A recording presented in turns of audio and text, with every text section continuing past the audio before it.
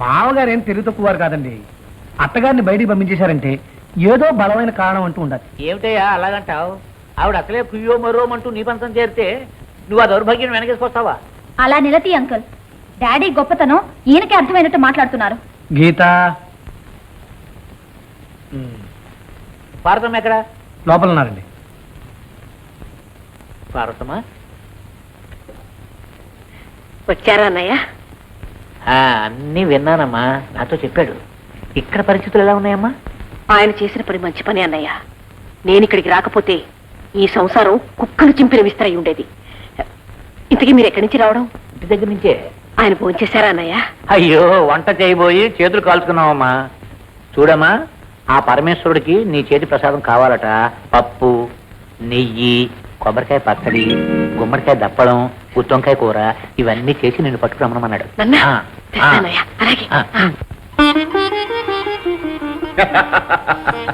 ఇవాళ ఏం చేశానో తెలుసా? సొరకాయ దప్పడంలో షీకాయ పొడి కలిపించాను. అదేమిటండి? కొబ్బరి పచ్చలో ఉప్పు బాగా కలిపించాను. వెధవాయికి ఊపిరి అడక క్యాంటీన్లో తింటాను పరిగెత్తాడు. ఎందుకండి వాళ్ళు అలా కాల్చుకు తింటారు? ఇలా ఆలోచించే తల్లి పిల్ల ఉండబట్టే అంతా నా ప్రతిభ అనుకుని విర్రవీగుతున్నాడు వెధవ. వాడినేమో ఇలా సాధిస్తారు. పుట్టింటికి వెళ్ళిన ఆడపిల్ల సునీత ఎలా ఉందో నిక్షేపంగా ఉంది. వెళ్ళి చూసొచ్చాను. అన్నట్టు నువ్వు త్వరలో నాయనమ్మ కాబోతున్నావు. ఈ ఇంట్లో బుజ్జి పరమేశ్వరరావు పుట్టబోతున్నాడు. వాడికి మీ పేరేనా? చాలండి, మీ తిక్కలన్నీ వస్తాయేమో. ఇదిగో, నా తిక్కలతో నువ్వేం చెడిపోయావా?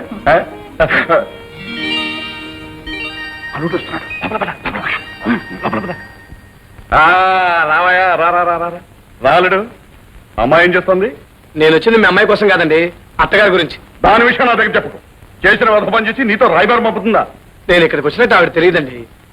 నేనే జరిగింది ఏమిటో తెలుసుకుందామని వచ్చాను. చూడు, మొగుడు సంపాదించినంత కాలం ప్రతి పెళ్ళం అడుగులకు మడుగులవుతుంది. అందుకని నెత్తిరెక్కించుకోకూడదు. చెప్పు కింద తేలాగా నొక్కి పెట్టి ఉంచాలి.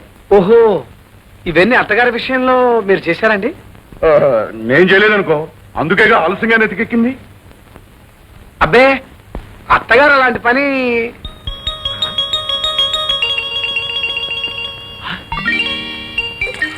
నాదిని ఇక్కడికి ఎలా వచ్చిందమ్మా? ఓహో, ఏమిటయా మాట్లాడుతూ ఆగిపోయావు? ఏమిటి ఏమిటి మీ ఇంట్లో కూడా గుత్తి వంకాయ కూరేనా? మా ఇంట్లో అదే చేశారులేండి. మా ఇంట్లో మాత్రం వండకూడదు ఏమిటయా? అరే, పప్పు పులుసు. ఆహా, అద్భుతం. అచ్చు మా అత్తగారు చేసినట్టుందండి. అరే, కొబ్బరి పచ్చడి ఆశ్చర్యంగా ఉంది. మా ఇంట్లోనే వాళ్ళన్నీ ఇవే ఐటమ్స్. ఇవన్నీ మా ఇంట్లో మాత్రం ఉండకూడదు ఏమిటయా? ఇవన్నీ మేమే తయారు చేశాం. మీరు తయారు చేశారా? కానీ ఇంత కమ్మగా చేసే చల్లని చెయ్యి ఒక్కదేనండి, మా అత్తగారిది. పోన్లేండి, అభిరుచులు కలగకపోయినా రుచులు మాత్రం కలిసాయి. ఈ క్యారేజీ మాది. కరెక్టేగా? ఇది నన్ను పట్టుకెళ్ళమంటారా, అత్తగారి చేత పంపిస్తారా? పార్వతి, ఇక లాభం లేదు. అల్లుడికి అన్నీ తెలిసిపోయినాయి, కానీ నువ్వు బయటకు వచ్చే. నాకేమీ తెలియదు బాబు, ఇదంతా మీ మామగారు ఆడిన నాటకం. అసలు సంగతి ఏమిటి మామగారు? అసలు సంగతి మా భార్య భర్తలు కదయ్యా, మీ భార్య భర్తలది. గీత ఏం చేసిందో ఏం చేయబోతుందో అంతా నాకు తెలుసు. తన మూర్ఖత్వంతో బ్రతుకు నాశనం చేసుకోవడానికి సిద్ధమైంది. దాన్ని ఆపడానికే మా ఆవిడ అటమేశా. ఆ తర్వాత అంతా నీ పనేనయ్యా. ఇదిగో, కొన్నాళ్ల పాటు నీ మంచితనాన్ని ఈవిడ్ని వీళ్ళ ఆయన బయటికి తరిపేశా. మీ ఆవిడ ఈవిడ్ని నేను ఎత్తి మీద పెట్టింది. ఈవిడికి తిండి పెట్టి పోషించాల్సిన అవసరం నీకు లేదు. అప్పుడు నువ్వేం చేస్తావు? చూడండి, మీకు తిండి పెట్టి పోషించాల్సిన అవసరం నాకు లేదు. ఇలా ప్రతి పని పాడు చేస్తుంటే చూసి సహించేది లేదు. ఏమిటయ్యా నా మీద దగ్గర పడుతున్నావు, పెద్ద చిన్న లేకుండా? అవునండి, ఏదో నా పెళ్ళాం తల్లి కదా అని కనికరించి ఇంట్లో ఉండనిస్తున్నాను. ఇలా మాట మాటకి సమాధానం చెప్పారు. ఏమిటండి, ఏం జరిగింది? ఇంకా ఏం జరగాలి? పెసరట్లో ఇన్ని ఉల్లిపాయలు ఏమిటి, ఇంత అల్లం ఏమిటి? అల్లం ఉల్లిపాయలు పెసరట్లో కాకపోతే కాఫీలో వేసుకుంటారయ్యా. గీత, ఇష్టం లేకపోతే తినడం మానేమనమ్మా. పెద్ద వాగుతున్నాడు. వాగుతున్నానా? నేను వాగుతున్నానా? గీత, ఇక లాభం లేదు. ఈమెను తక్షణం ఈ ఇంట్లోంచి బయటికి పంపించేసాయి. ఏమండి, మా అమ్మ అయినందుకన్నా ఓ 4 రోజులు ఉండనివ్వండి. అయితే మాట్లాడుకున్నా నోరు మూసుకుని ఒక మూల పని ఉండమను. అయ్యో అయ్యో, ఎంత పొగరు, ఎంత నిర్లక్ష్యం.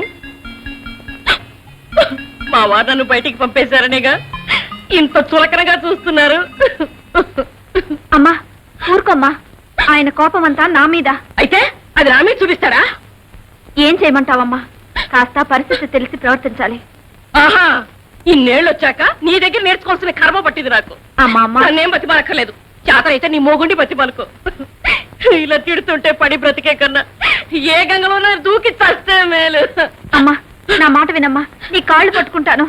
ఆ పట్టుకునేదేదో మీ ఆయన్నే పట్టుకో. తల్లి మీద ఇంత ప్రేమ ఉన్నప్పుడు మొగుడు మీద కాస్తైనా చూపించు. అలాగేలే, ఇప్పుడు కూరుకో. సరే, పొయ్యి మీద పప్పు ఉడుకుతోంది, వెళ్ళి చూడు. ఉమ్.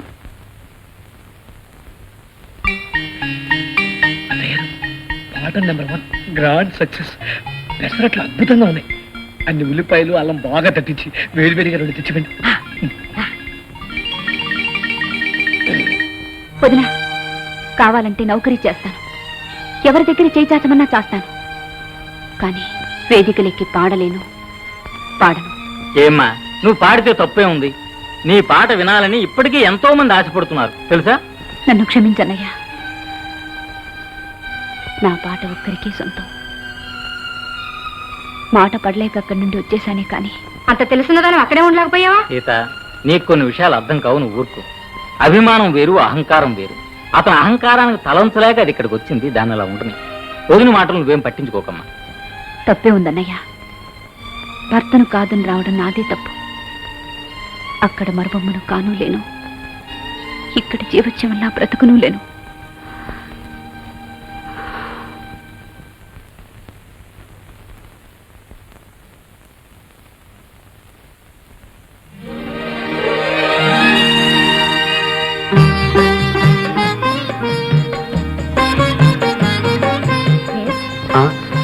Madam, doctor Prasad.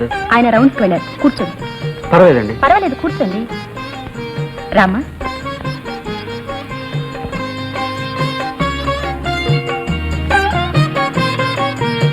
ఏమా ఎన్నో నెల? 5వ నెలండి. నెల తప్పిందని తెలియగానే ఓసారి డాక్టర్ దగ్గర తీసుకువెళ్ళాలని మీ ఆయన కనిపించలేదా? ఆయనకి అలాంటివి ఆలోచించడం తెలియదులేండి. ఏ, నువ్వంటే ప్రేమ లేదా? ప్రేమ, ఆయనకి ఆయనంటేనే ప్రేమ. ఆయన అభిరుచి అంటే ప్రేమ, ఆయన ఆలోచనలంటే ప్రేమ.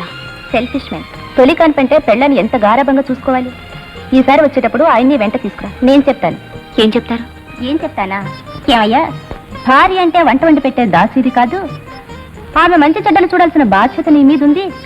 అంతేకాదు, ఆడది చూడాలుగా ఉన్నప్పుడు ఆమె అవసరాలు కాదనకుండా తీర్చడం చాలా అవసరం. ఎందుకమ్మా నవ్వుతున్నావు? నా కోరిక తీర్చడం మా వారి బాధ్యత అంటేను. అసలు నా కోరికలు అర్థం చేసుకోవడమే వారికి అలవాట్లేదు. సరే, మీ మాటలు వారికి తెలిసేటట్టు చేస్తానులేండి. అయినా మనసు మారుతుందని నమ్మకం లేదు. డాక్టర్ ప్రసాద్ వస్తే నేను వచ్చి వెళ్ళని చెప్పండి. నా పేరు మోహన్. సరే,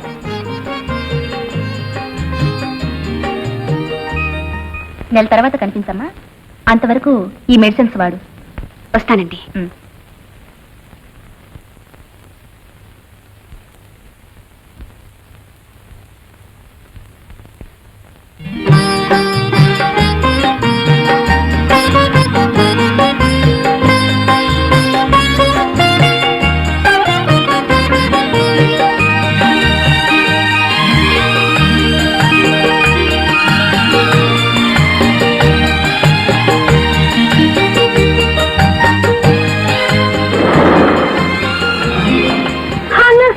ఏమిటిలా వచ్చావు? ఒకసారి చెకప్ చేయించుకుంటావు. ఓ, యు మీన్ అంటే శ్రీవారు స్వయంగా తీసుకొచ్చారన్నమాట. నీ వారికి నన్ను పరిచయం చేయవా? చూడండి, ఈవిడ కళ్యాణి, FRCS, ఇంటర్మీడియట్ లో ఇద్దరం క్లాస్మేట్స్. మరి నీ వారికి చెప్పవా? ఆయన బాగా డబ్బున్నవారు, నా ఫ్యాను. నేనన్నా నా పాటలన్నా ప్రాణం ఇచ్చేస్తారనుకో. అది తెలుస్తూనే ఉందిలే. ఆయన కాస్త అర్జెంట్ పని ఉంది, వెళ్ళని. అంటే నువ్వు వెళ్తాననేగా? ఏమండి, మీ ఆవిడ తీసుకున్న మా ఇంటికి ఒకసారి తప్పకుండా రావాలి. 8/2 బృందావన్ స్ట్రీట్. తప్పకుండా రావాలి. వస్తాను, తప్పకుండా వస్తా కదా.